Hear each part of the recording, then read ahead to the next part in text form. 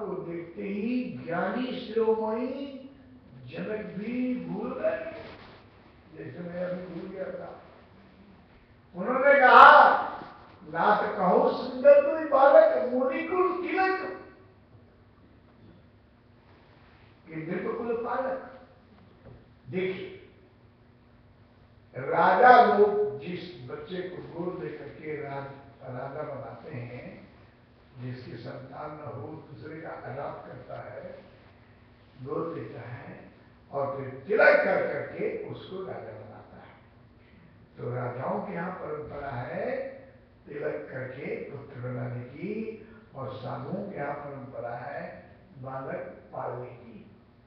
हम लोग को जो बालक मिलता है, कोई जिससे मैं ही अपने गुरु जी को मिला था, तो उन्होंने 8 वर्ष का बालक क्या होता है, पालते थे पेड़। जब भी वो चलते थे तो हमारे लिए डब्बा में भोजन थोड़ा पैक करके ले चलते थे कि कहीं इसको भूख लगेगा तो टाइम से दे देगा। पारा साधुओं के यहाँ जाता है और तिलक राजाओं के यहाँ किया जाता है। यहाँ उल्टा बोल गए, मुनिकुल तिलक। मुनिकुल तिलक, किसी मुनि कुल का ये तिलक द्वारा बनाया गया दत्तक पुत्र है, या नृपकुल पालक किसी राजा को पाल पोस करके बड़ा किया, ये नहीं समझ में आ गया आपके? आ गया तो रहेगा। ये उल्टा प्रश्न कर गए, ये राम की चमत्कार है। उन्होंने उसको उत्तर दिया और फिर उसके बाद राम लक्ष्मण विश्वामित्र को ले गए और अपने अतिथि गृह सुंदर सुगन नाम का वो भवन था, वहां उन्हें ठहराया। और इधर संध्या होने वाली है। श्री राम जय राम, से बोलो श्री राम जय राम। हाँ, उस दिन शाम को जब सही जगह पर पहुंच गए तो राम जी तो जानते थे कि मेरा यहाँ ब्याह होने वाला है। एक बार ससुराल देख तो लूं कि शहर में है कुछ अच्छा है, मार्केट डाउनटाउन अपटाउन तो ठीक ठाक है, या नहीं देहात पिंड। तो अभी अभी फ्री हुए थे, मन कर रहा था कि थोड़ा सा बाजार घूम के आए, नगरा अवलोकन करके आए। तो राम जी ने कहा हाथ जोड़ करके गुरु जी से, बोले नाथ लखनपुर देखन चाही, नाथ लखनपुर देखन चाही, प्रभु सकोच दल प्रगट न कराई। हे नाथ, लक्ष्मण नगर देखना चाहते हैं, लेकिन आपके डर के मारे वो, और देखना कौन चाहता था? राम जी कह रहे हैं मेरा ससुराल होगा, ये नगर ठीक होगा तो शादी करेंगे, नहीं तो प्रोग्राम कैंसिल। तो नाम लिया किसका? लगता है कि राम जी झूठ बोले, लगता है कि वो देखना खुद चाहते हैं, नाम छोटे का ले रहे। राम जी ने सोचा कि अगर मैं कहूंगी गुरु जी नगर देखना चाहता हूं, और उन्होंने कहा कि बैठो चुप करके, तुम प्रिंस हो, राजकुमार, फोटो का कट्टा देखो। छोटे भाई के सामने बड़े भाई को डांट पड़ गई तो बेइज्जती हो जाएगी ना, इसलिए इसका नाम लेते हैं। अगर इसको डांट पड़ी तो थोड़ा मैं भी डांट दूंगा, इसलिए नाम लिया लखन का काम अपना नाम, नाथ लखनपुर देखना चाहेगा। और दूसरे तरीके से ऐसे भी समझो, नाथ लखनपुर देखना चाहिए। नाथ मतलब मालिक, जो लक्ष्मण का नाथ है, लक्ष्मण का जो नाथ है वो देखना चाहता है। नाथ लक्ष्मण, नाथ लक्ष्मण दोनों में आई की बात। हाँ, आप तो बड़ी समझदार हो। श्री राम जय राम। बोले नाथ लखनपुर देखने जाऊंगी, और प्रभु सकोच दल प्रगट न कहीं। श्री राम जय राम। गुरुदेव ने कहा कि राम तुम मर्यादा पुरुषोत्तम हो, मर्यादा पालन करना तुम्हारा कर्तव्य। ठीक, जाओ करो सबके सुभग में सुंदर बदन दिखाए,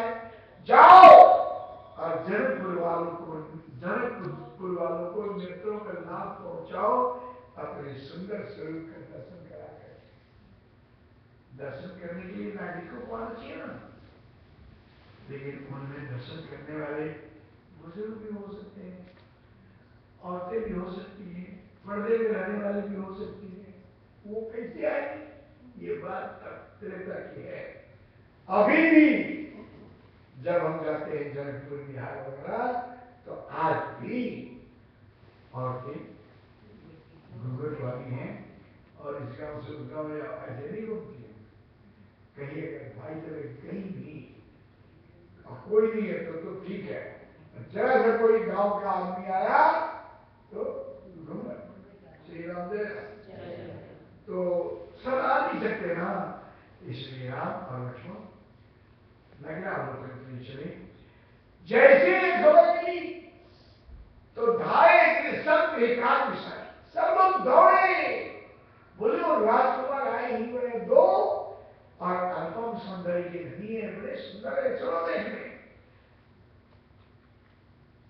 सारे लोग अपने काम धाम छोड़ करके सड़क के किनारे खड़े हैं। ये दोनों राजकुमार जा रहे हैं और राम जी के ऊपर के जो लड़के थे ना, वो राम जी के आगे पीछे उनके साथ जा रहे हैं। श्री राम जय राम। और राम को देखने कितने कोमल इतिहास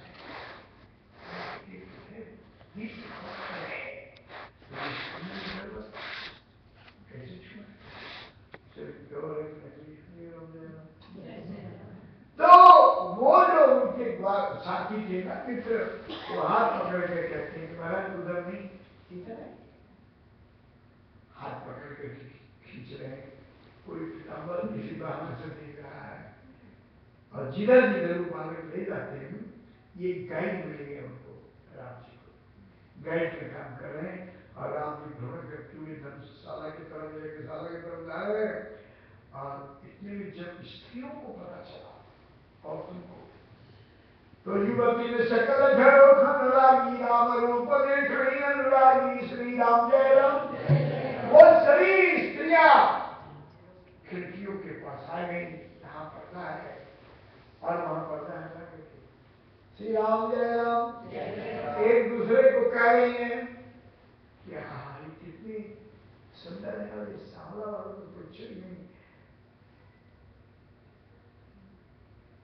श्री राम जय राम।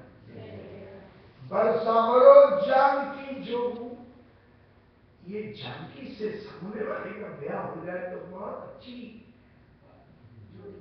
जोड़ी, मैचिंग बहुत अच्छी है। दूसरी ने कहा कि कहाँ हो सकती है इनका उनके साथ ब्याह, जन्म जी ने प्रतिज्ञा कर रखा है जो धनुष तोड़ेगा उसी के साथ ब्याह होगा। कहाँ शिवकर को दंड कठोरा, ये शामल मृदुरात की सोरा।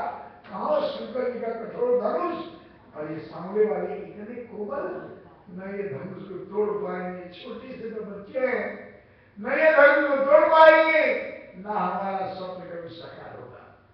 तीसरी ने कहा देखने में छोटे हैं ये, लेकिन इनका प्रभाव, बोले क्या?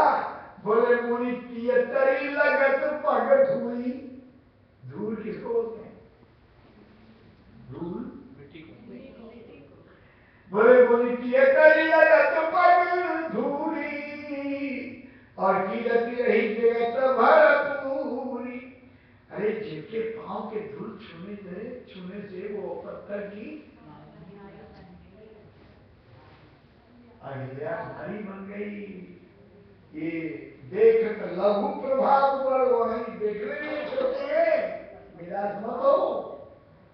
ऐसा नहीं कि धनुष नहीं तोड़ पाएंगे, इनके लिए कुछ संभव नहीं है। आसमान में तुमने देखा है, रवि मंडल देखत लघु लागा और उदय का त्रिभुवन तब भागा। सखियों, आकाश से सूर्य कितना छोटा, थाली की तरह कितना छोटा है, लेकिन प्रभाव सूर्य निकलते ही तीनों लोग के अंधकार दूर हो जाते हैं। इसलिए राम शंकर जी तुम्हारी मनोकामना पूरी करेंगे। इस तरह से गोष्ठियां हो रही थी नगर की स्त्री पुरुष देख रहे हैं, घूमते घूमते दर्शक की तरफ चले गए। अचानक राम को याद आया कि अब तो सूरज ढलने वाला है, संध्या का समय है। श्री राम जय राम। और उनका तुमको की पूरी रात हो गई, देरी हो गई, पूजा की तैयारी करनी। अब दोनों भाई आए, गुरु जी को प्रणाम किया और फिर अपने नित्य क्रिया में व्यस्त हुए। और नित्य क्रिया निवृत्त होने के बाद, संध्या इत्यादि के बाद महाराज ने भोजन पानी किया, इन्होंने भी किया और विश्वामित्र आराम करने के लिए गए। श्री राम जय राम। तो मुनिवर शैव की विद्या बुझाई, तो लगे चरण चापन दो भाई। जब विश्वामित्र विश्राम करने गए तो राम और लक्ष्मण जी गुरु जी के दोनों पांव ब्रह्म दबा रहा है भक्त का पांव, ये तो राम ही केवल प्रेम प्यारा। अरे जान ले भुजो जान निहारा, ये तो रिश्ता क्या है। प्रिया लाल की सुबह प्रातःकाल हुआ। गुरु जी ने कहा कि आप कुछ पशु फूल पूजेंगे। तो राम जी फूल लेने पहुंचे। जनक जी का जो राजकीय उपवन नेशनल गार्डन उनका, और उस वन में जब पहुंचे तो वहां की सुंदरता जहां जाए मन तहां लुभाए। विभिन्न प्रकार के फूल, वृक्ष, पौधे, पशु पक्षी। और आगे गए तो देखा कि एक छोटा सा सरोवर है, तालाब छोटा सा, और इस किनारे में छोटा सुंदर सा मंदिर बना हुआ है, उसमें पार्वती की फोटो है। ये सब कुछ देख रहे हैं। इतने में जानकी जी वहां बोल कन्हैया लाल की गिरिजा पूजन जननी पठाई, और करत प्रकाश फिरत फुलवाई। गिरिजा यानी गौरी जी, कुंवारी लड़कियों का जब मेरे सामने प्रश्न आता, यहाँ के तो भाई हम बोल भी नहीं सकते, तो यहाँ तो ऐसा ही है मामला, सब डिसीजन होता है। लेकिन माँ तो चिंतित करती है कि बेटी इतनी बड़ी हो गई, बड़ा आशीर्वाद दो। अब हम आशीर्वाद तो देते हैं, शराब थोड़ी देते हैं किसी को, लेकिन डिसीजन तो अपना चलता है। बोलते मेरा बोले बहुत देखा, लेकिन क्लिक नहीं होता है। फोटो नहीं क्या करो भाई, हम कहते हैं अब करें जल्दी क्लिक हो जाए। आपको एक बात बता देता हूं, अगर आप चाहते हैं कि बेटी का समय से ब्याह हो, सुंदर घर और वर की प्राप्ति हो, तो एक तो उसको 16 सोमवार करना चाहिए, और दूसरा गौरी जी का पूजन करना चाहिए, और तीसरा रामायण की चौपाई है, बालकांड 234 से 236 तक, जो भी मैं करने जाऊंगा उसका पाठ करना चाहिए। अंग्रेजी में भी मिलता है, लगे खुद जाएगा उसका। बोल कन्हैया लाल की, श्री राम जय राम। सुनिए, गिरजा पूजन के लिए जानकी जी को माता सुनैना ने भेजा था कि क्या बेटी गौरी पूजन करे, और सखियों के साथ वो फुलवाड़ी में करत प्रकाश फिरत फुलवाड़ी प्रकाशित कर रही है मां जानकी फुलवाड़ी को, और गौरी जी का पूजन किया। उसके बाद वो फुलवाड़ी में घूम रही थी। श्री राम जय राम। प्रेम से बोलो श्री राम जय राम। और इधर भगवान श्री राम चाहूं किसी चीज का पूछ मारियन, लगे नंदन फूल मुदितवन। चारों तरफ देखा कि इस बगीचे का कोई मालिक तो होगा ना, किसी के बगीचे में आप जाकर के फूल बिना पूछे तोड़ते हैं, ये अपराध है। राम जी ने देखा चारों तरफ कोई माली है क्या, चाहूं किसी चीज है पूछ मालीगन, मालियों से पूछा कि भाई पूजा के लिए थोड़ी सी पूछिए, ले लूं क्या। मालियों ने जब आज्ञा दी तो राम जी फूल तोड़ रहे थे और जानकी जी मंदिर में पूजा कर करके लौट रही थी और उनके पांव की जो पांव पड़ते थे और उसकी नुपुर और पायल की जो आवाज थी, कन कन किन किन नूपुर धुनी सुनी, कहत राम लखन हृदय गुनी। कान में वो पायल की, नुपुर की, बिछुआ की जो मधुर ध्वनि पड़ रही थी कान में, राम जी के मन में, कान में वो आवाज पड़ी मन में जैसे डंका बजा, श्री राम जय राम। और उन्होंने लक्ष्मण से कहा कि लक्ष्मण, ये जो आवाज कान में पड़ रही है, मानव मदन धुंधली दीना, जैसे कामदेव ने नगाड़ा बजाना शुरू किया और वो ऐलान कर रहा है विश्व विजय चाहती न, मानव मदन धुंधली दीना मनसा विश्व विजय चाहती न, विश्व को विजय में करना चाहता है और मेरे मन में कुछ हो रहा है उथल पुथल और मेरे अंग भी फड़क रहे हैं, मालूम नहीं क्या बात है, सो सब कारण जान नहीं जाता, भगवान जाने। ऐसे भाई से बातचीत करते करते जब उन्होंने देखा इधर तो असकई प्रभु चित वेरा, सिय मुख सची भई चंद्र चकोरा, नैन चकोरा। ऐसा बात करते करते जब इधर को अचानक घूमे तो सीता जी का दर्शन हुआ और सीता जी को देखते ही सिय मुख सची भई, सीता जी का मुख चंद्रमा का काम कर रहा है और राम जी की आंखें चकोर, चंद्रमा चकोर की बात सुनी होगी ना। और भगवान दर्शन करते हुए वैदेही का कहते हैं, लक्ष्मण देखो इधर, आज जनक तन आया सोई, धनुष जग जय कारण होई, यही वो है जानकी जी जिनके कारण धनुष हो रहा है। लक्ष्मण देखो, लक्ष्मण ने देखा कि नहीं? बोलो नहीं। आप भी रिस्क लेते हैं, फिर बोल देते हैं आप भी। लक्ष्मण ने कहा कि प्रभु अब मैं क्या देखूं, जब आपने देख लिया है, आपने देख लिया है, मुझे क्या देखना है। और कभी भी लक्ष्मण ने जानकी मां के चरणों से ऊपर कभी भी ऊपर नहीं देखा, कभी भी मां जानकी के स्वरूप का दर्शन नहीं किया।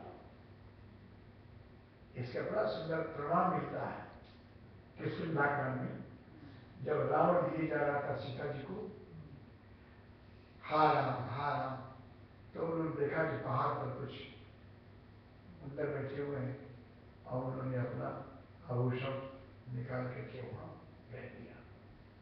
जब राम जी वहां से निकले, सुग्रीव की मित्रता हो गई, तो वो ले करके सुग्रीव बोलता है कि मैं एक बार पर्वत पर बैठा था और देखा कि रथ में एक स्त्री रोती हुई चली आ रही थी और मेरे तरफ देखकर उसने पटभूषण गिरा दिया था। माना राम, चलो राम ने देखो तो कैसा। राम ने देखा और देखते ही हृदय से लगा लिया कि हाँ, ये भूषण तो मेरी वैदेही का है, मेरे सीता का है।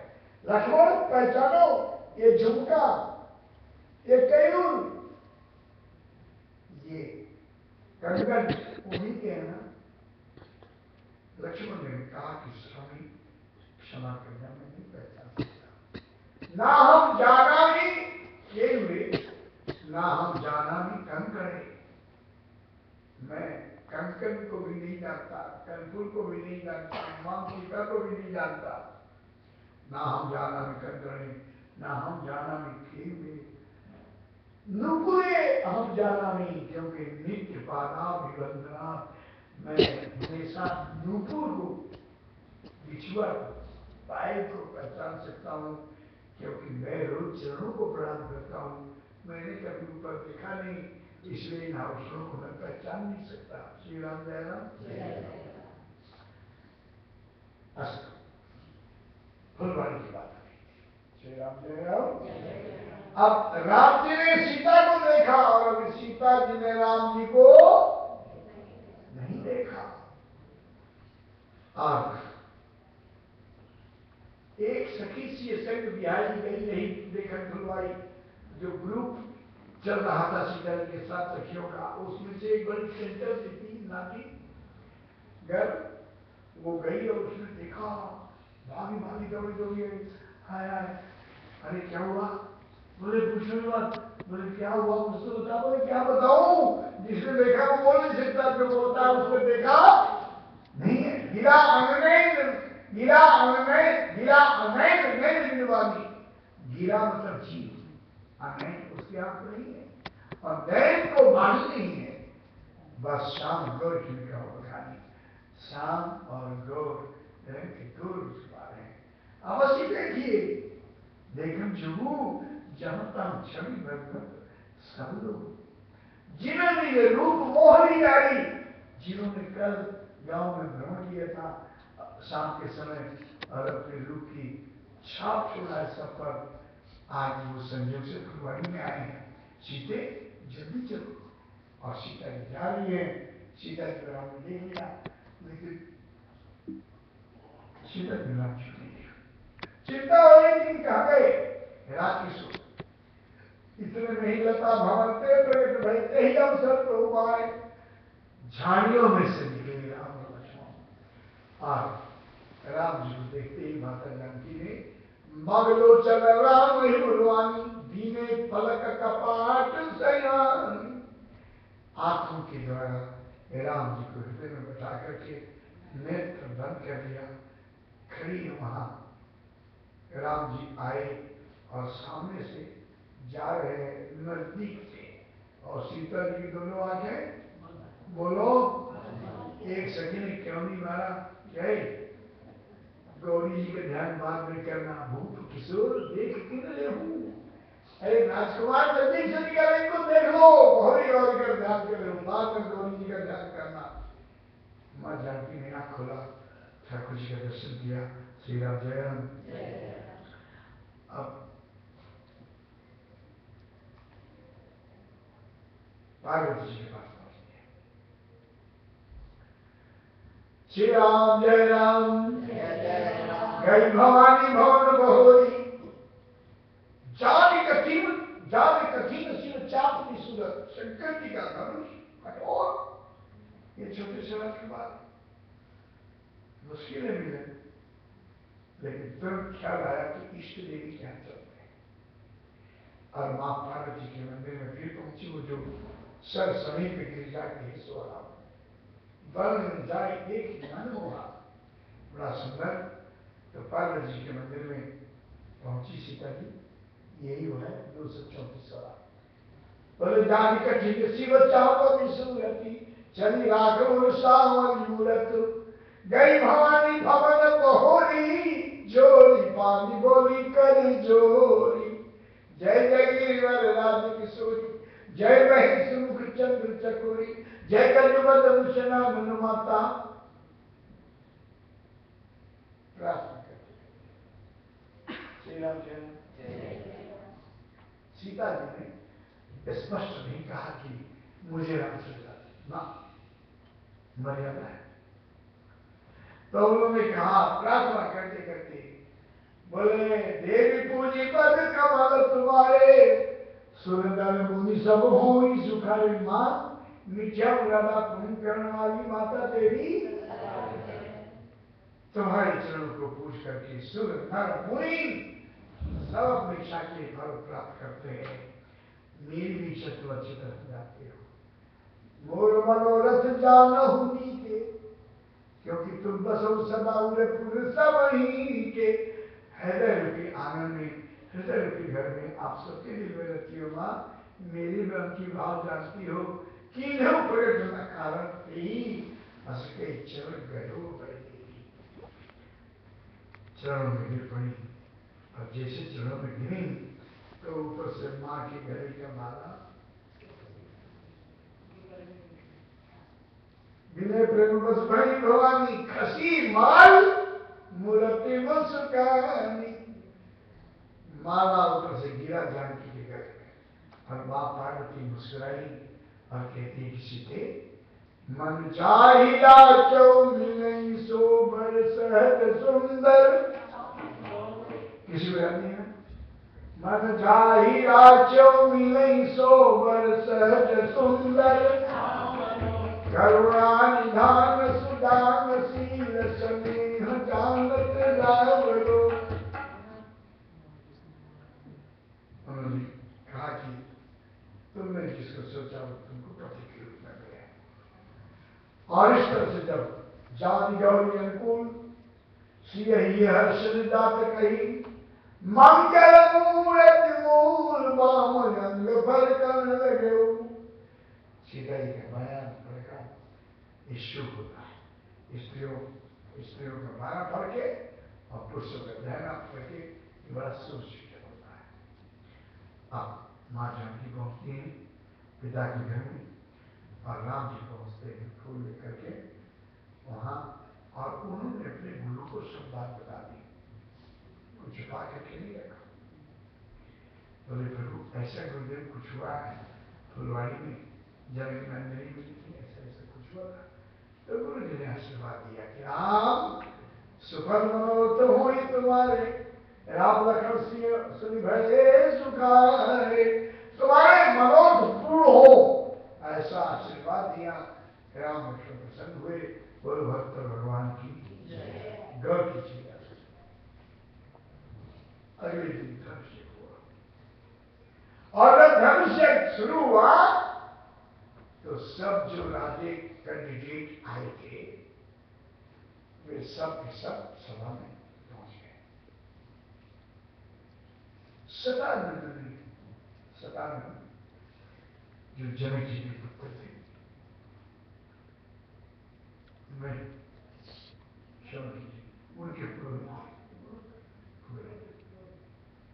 तो उनका खबर पहुंचा और विश्वामित्र राम लक्ष्मण के साथ उस मंडप में पहुंचे तो जो सबसे ऊंचा सिंहासन था सर्वमंचलते मंचिक सुंदर सुखद विशाल और उस पर राम लक्ष्मण और विश्वामित्र बैठाया। सब सवा शाम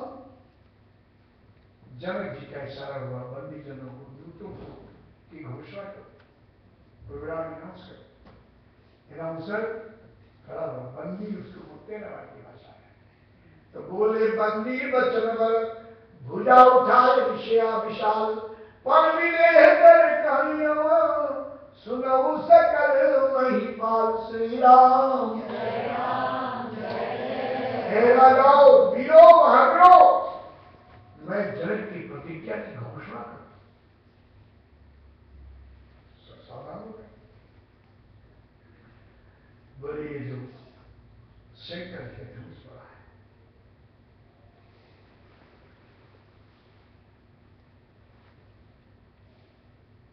आज जो इस राज्यसभा में तोड़ेगा उसको त्रिलोक विजयी की उपाधि मिलेगी और जानकी जी के साथ उनका ब्याह।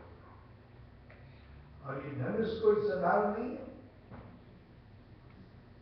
रावण आया था बाणासुर आया था उन्होंने जब धनुष को देखा तो एक संरक्षण समझ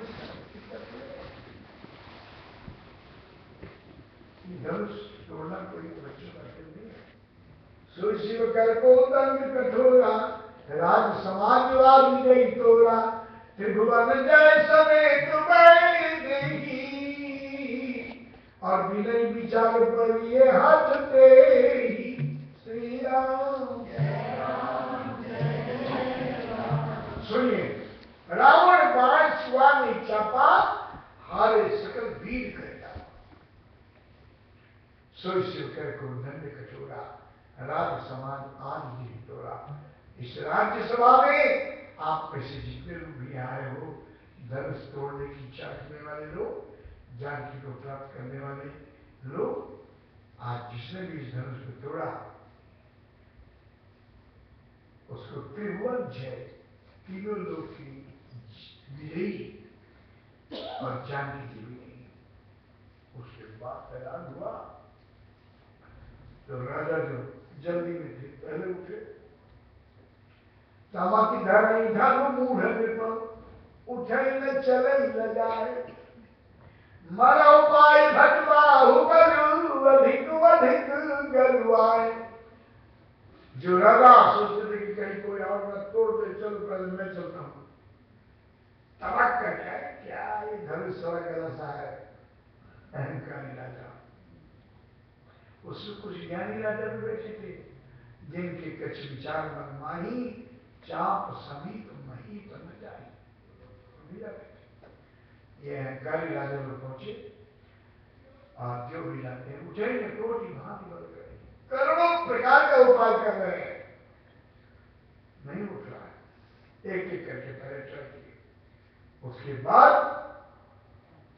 ग्रुप वाइज 10 आदमी का ग्रुप बना, बोले चल यार हम सब लोग मिलकर के धनुष को तोड़ते हैं। ग्रुप तैयार हुआ। ग्रुप में प्रश्न उठा कि भाई हम लोग सब मिलकर अगर धनुष तोड़ भी दिए तो फिर जानकी के साथ फिर किसका होगा?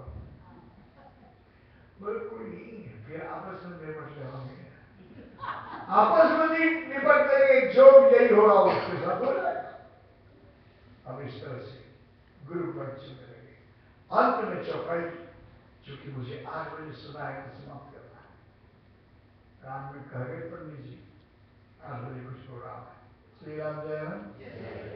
ये तो जब के लाल की पात में पात, तो संतन की बात में हाँ फ्लेक्सिबल है ये, जितना चाहो छोटा और बड़ा करो। बोल गैया लाल की तो लड़ लो।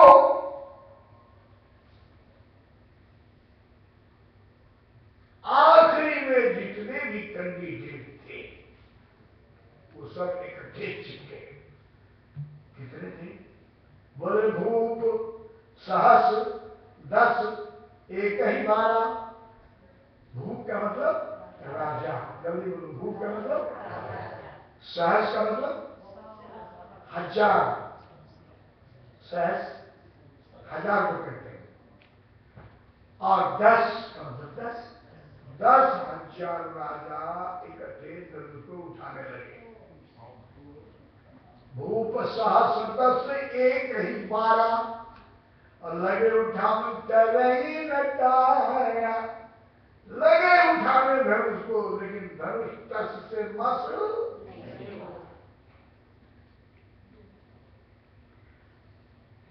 अब आपको मैं बता दूं कि 10,000 राजा जब इकट्ठे चिपके धनुष को उठाने के लिए, तो धनुष की साइज कितनी आप सोच सकते हैं?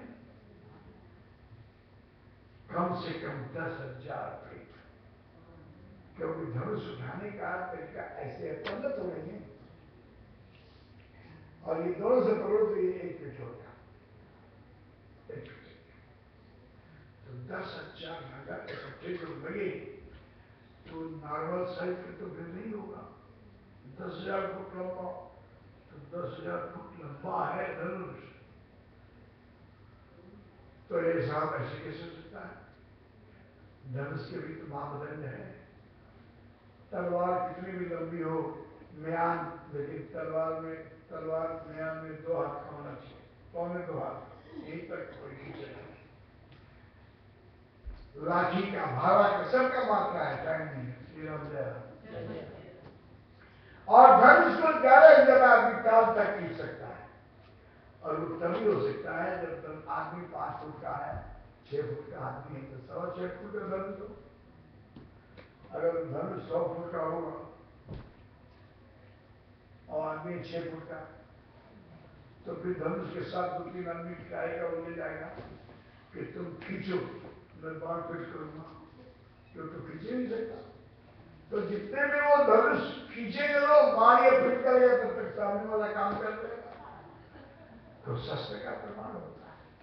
फिर इसका क्या मतलब हुआ, अगली बार कभी बताएंगे, टाइम नहीं है। श्री राम जय राम। भूप सहस्र 10 एक ही 12, जो भी हो।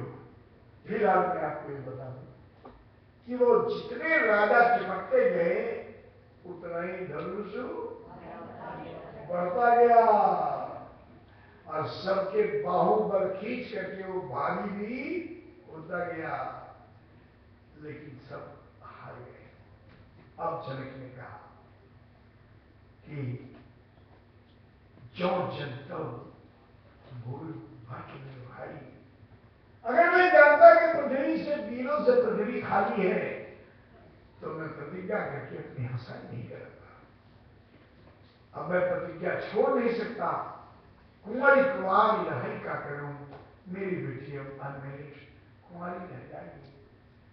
अब कोई बुरा मत मानना।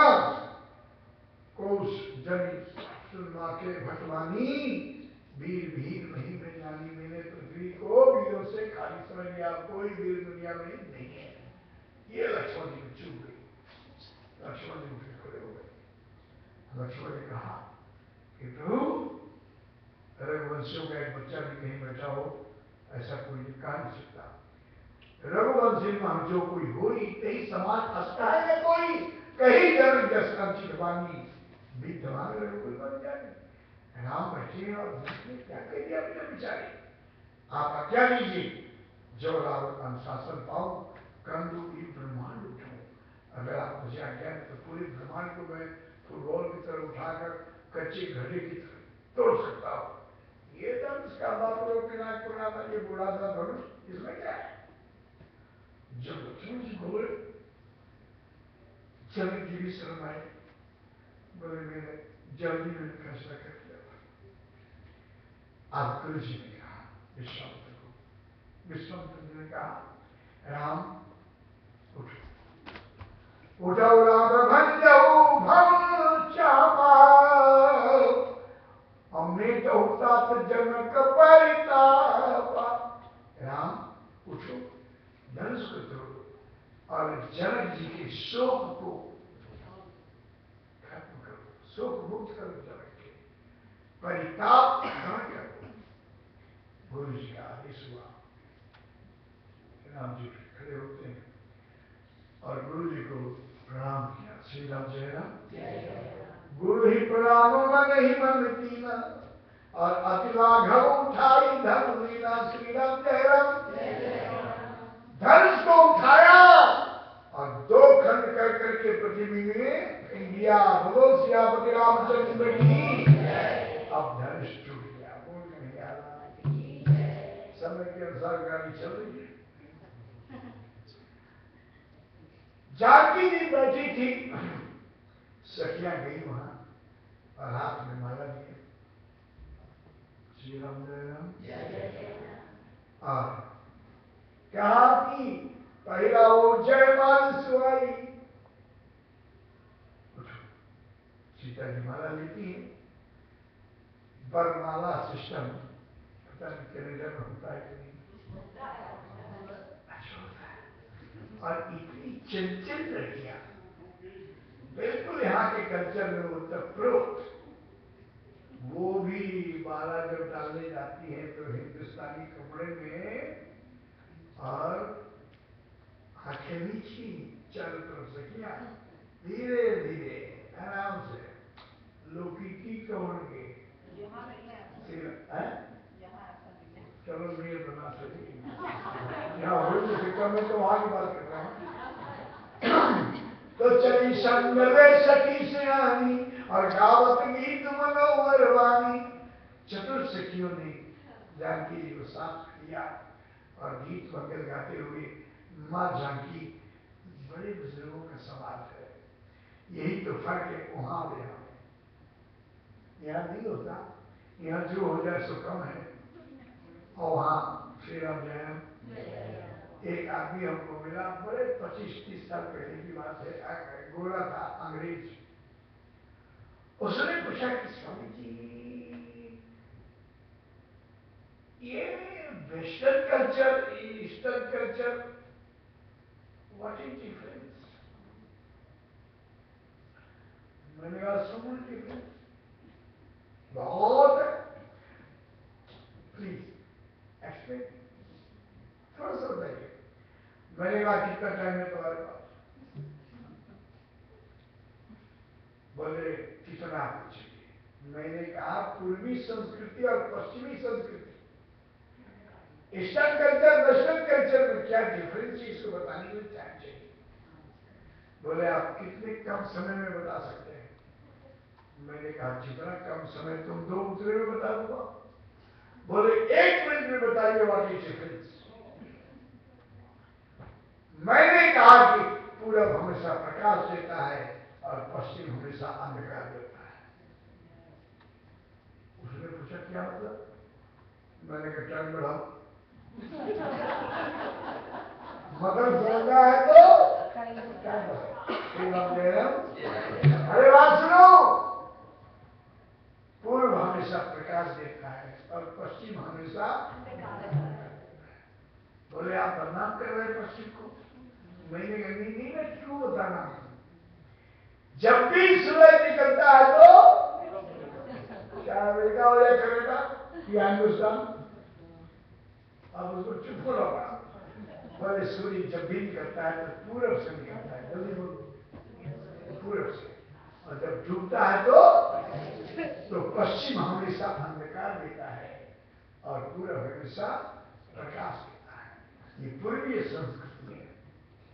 जो ईस्टर्न कल्चर है ये हमेशा पूर्वी संस्कृति आत्मवादी है, योगवादी है।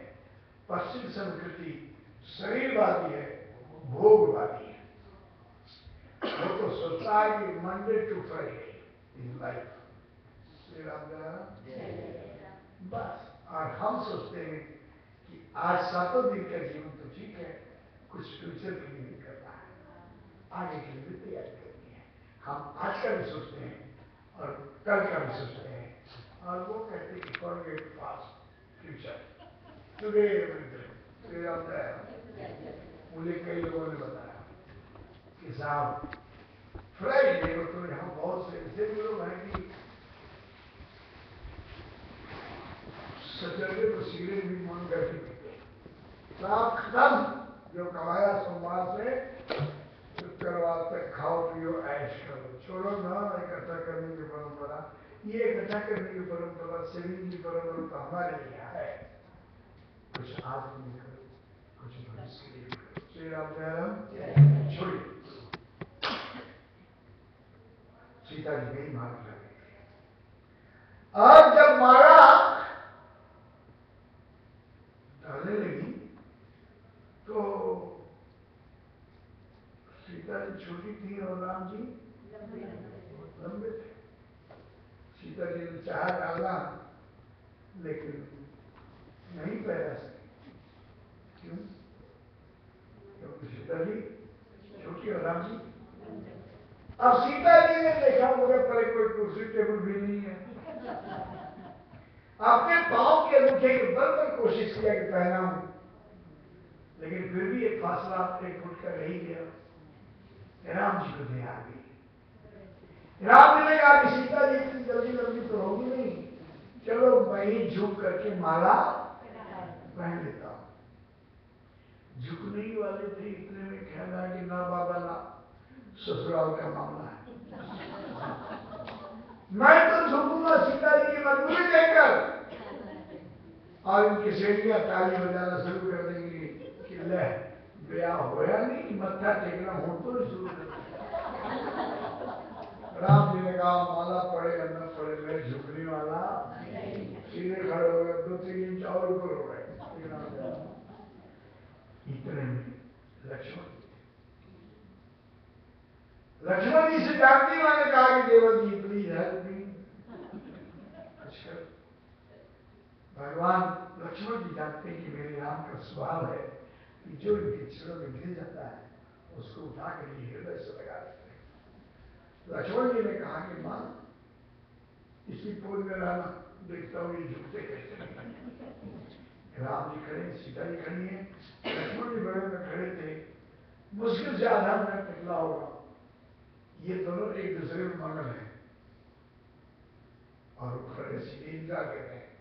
लक्ष्मण जी बगल में खड़े थे। श्री राम जय राम। और जैसे आधा मिनट के बाद लक्ष्मण ने अपना धनुष बाण फेंका और भैया राम के चरणों में धड़ाम से गिर गए। और जैसे गिरे राम का ध्यान भंग हुआ और गिरे हुए को उठाना प्रभु का स्वभाव है।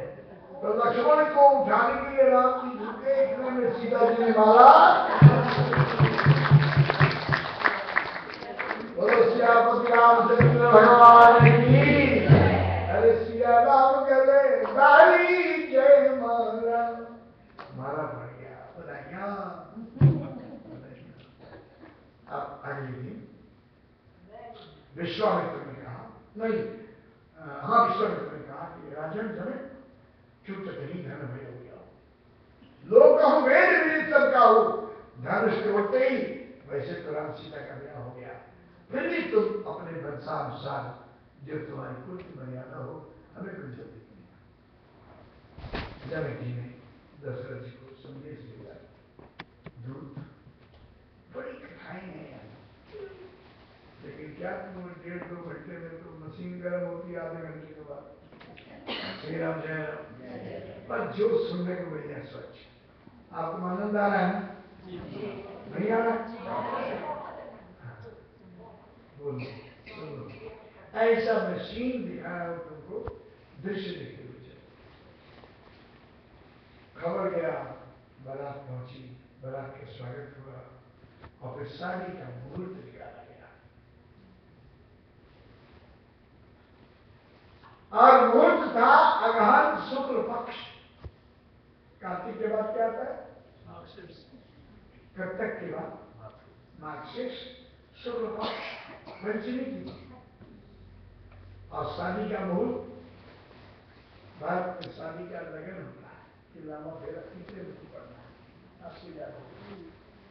तो राम जी का मुहूर्त क्या निकला?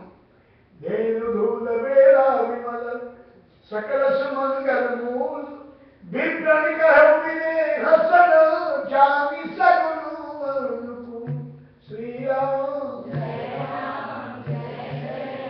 सुनिए, धेनु धूल जब गाय होती है, कल परसों बताया था, सूर्य डूब रहा है, रात्रि आ रही है, ये संध्या का समय है। ये शादी का समय था। राम जी आए और सीता जी आई, जो भी मंगल रीति है वो पूरा हुआ और उसके बाद सिंदूर दान हुआ। अरुण पराग जलज भर नीचे और शशि भूख वही लोग के, राम सिए सिर सिंदूर दे शोभा कही न जात विधि के ही। राम जी ने मां जानकी के बाग में सिंदूर भरा, बड़ा बढ़िया एग्जाम्पल है। अरुण पराग जलज भर नीचे शशि भूख नहीं लोग के। चलो तब वशिष्ठ में अनुशासन और फल हम बैठे एक आसन, बल और बधु दोनों एक आसन पर बैठे और उसके बाद जनक जी ने पानी दान किया, राम जी ने पानी ग्रहण किया। पानी ग्रहण के बाद लाओ फेरा हुआ और इस तरह से विवाह की रीति राम के साथ साथ तीनों भाइयों का भी संपन्न हुआ। और उसके बाद मरजात, पहले के जमाने में ब्याह होता था और बराती 2 दिन 4 दिन रुकते थे। 6 महीना अयोध्या वाले रुके जनकपुर में, बहुत आनंद मंगलाचार हुआ। और उसके बाद जब जब जनक ने कहा जाने के लिए, दशरथ जी ने तो जनक ने रोका, माताओं ने रोका। एक दिन जनक जी के आगे खड़े हुए, दशरथ जी बहुत दिन हो गया, अयोध्या की व्यवस्था में देखनी है। गुरु जी ने कहा कि ठीक है, अब इनको विदा करो। तो विदा हो गई, बरात चल पड़ी। विदाई का इतना सुंदर प्रसंग है, शिक्षा देते हैं रामायण से। पहले के जमाने में बेटियों का ब्याह होता था ना पंजाब में, तो शिक्षा बोलने वाले आते थे और वो शिक्षा बोलते थे। बेटी का धर्म सिखाते थे, पत्नी का बेटा ऐसा करना जिससे कि बेटे बदनाम न होने पाए। अब मेरे पास टाइम नहीं है, श्री राम जय। जब जानकी मां चलती है तो सारा जनकपुर व्याकुल हो गया और यहां तक कि सुख सारिका जानकी जाए, कनक पिंजर राखी पढ़ाए। सोने के पिंजरा में जो माता जानकी ने तोता मैना पोपट को पाल रखा था, वो भी व्याकुल होकर के कह रहे व्याकुलो कहाई। वो सब व्याकुल होकर कहते हैं व्याकुल कहाई। कहां सिया व्याकुल कहाई कहा मैं नहीं, और सुन धीरज परिहरणी नटे, बजई बजई कान बजई। और बिना करते समय जानकी जी जो बैरागी जनक आज बिना करते हुए सियही बिलो की धीरता भागी। वो जो धीरज था ज्ञान था वो सब बन गया। और सीता जी को गले से लगा करके पिता भी भाव भी बोल रहे हैं। बोले सियही बिलो की धीरता भागी रहे, कहावत परम विरागी। बड़े वैरागी कराते समय आज सब वैराग खत्म। माताओं ने विदा किया, जनक जी लेकर के चल रहे थे सखियां साथ में। कुछ दूर जाने के बाद फिर भागी जानकी और बहुरिया जननी लपटा। फिर लौट करके आती हैं और माँ की गले से बैठ करके रो रही हैं। परंपरा थी विदाई हुई। रास्ते में बहुत से पड़ाव डालते डालते और फिर जनक अयोध्या पहुंचते हैं। महाराज बारात रोक दी गई, नगर में प्रवेश करके मुहूर्त था, वो मुहूर्त देखा गया। श्री राम जय राम। और सुंदर से मुहूर्त में वधू और पुत्रों के साथ दशरथ जी ने नगर में प्रवेश किया। उधर माताओं ने स्वागत की तैयारी कर रखी थी और आरती इत्यादि निछावर इत्यादि कर करके तो वो को लेकर के घर में गए। बोल कन्हैयालाल की हमारे यहाँ एक परंपरा है, जब बहू घर में आती है तो सास उसको कुछ मुंह दिखाई देती है। आप क्या था कि नहीं? अब क्या आता है, पहले जमाने की बात है। अब तो मुंह पहले ही देख लेते हैं क्या देखा। तो बहुएं जब आती थी तो पहले दिन जब रसोई में जाती थी खाना बनाती थी, तब भी खाने के पहले बड़े बुजुर्ग उसको देते थे। अभी भी होता है और वो दिखाई दिया जाता था। आज कौशल्या गोदी में लिए बैठी हैं राम को सीता को, सोच रही कि मैं वो दिखाई क्या। ये हीरे पर में मोती पकड़ा तो बड़ी मामूली सी चीजें हैं। जानकी का हाथ पकड़ा और राम का हाथ पकड़ा। बोले बेटी मैं तुझे जल्दी और ये हीरे मोती क्या दूं, मैं तुझे अद्भुत दिखाई दूं। अपना हृदय अपने लाडले श्री राम को दे रही हूं। आज से इनका दायित्व तुम्हारे ऊपर है। राम जी का हाथ सीता जी के हाथ में सौंप दिया। बोलो कन्हैयालाल की। और इस तरह से ये सब कार्यक्रम संपन्न हुआ और टाइम भी 7:08 हो गया है। मुझे कहा गया कि भाई कुछ होना है। अब क्या होना भाई, कहाँ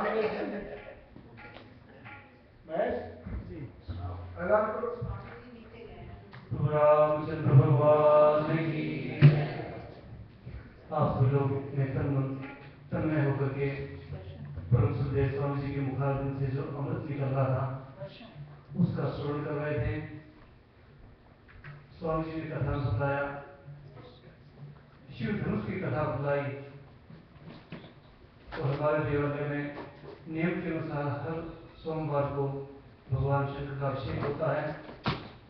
तो आइए हम सब लोग मिलकर के शिव भजन का पाठ करेंगे। और एक बात सुने, जिन भक्तों ये जो परंपरा है वो निभाते रहिए।